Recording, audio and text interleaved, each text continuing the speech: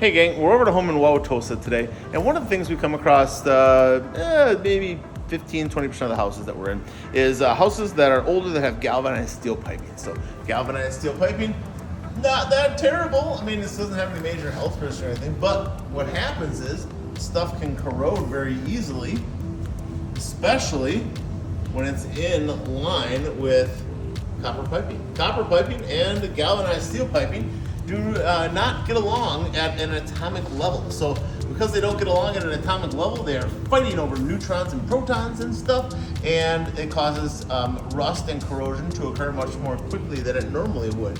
Now here they put a dielectric fitting in. That's this guy is supposed to have a little plastic break of sorts in there so that the galvanized steel pipe doesn't come in contact with the copper, but you're still running the water through it, and it's just it's a problem. So ultimately, these kinds of areas where we have the corrosion are going to need to get replaced. What will you notice in your home if you're having a problem? Well, you'll see the corrosion, right?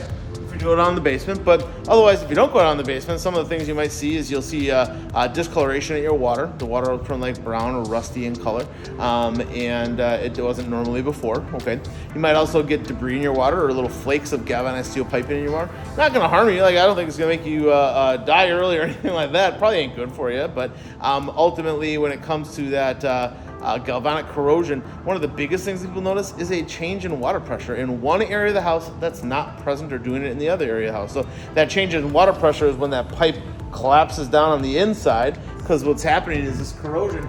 Here it finally made it through the outside, but that corrosion happens more often on the interior of the pipe, where you can't see it. So that corrosion is just slowly closing off the pipe or whatever until you get just a little tiny bit of water coming through. And that's not what you want. Just because you see galvanized steel piping does not mean you have to replumb your home. But if you're getting corrosion and things like this, got to replace some areas. All right? Have a good one, you guys. See you next time.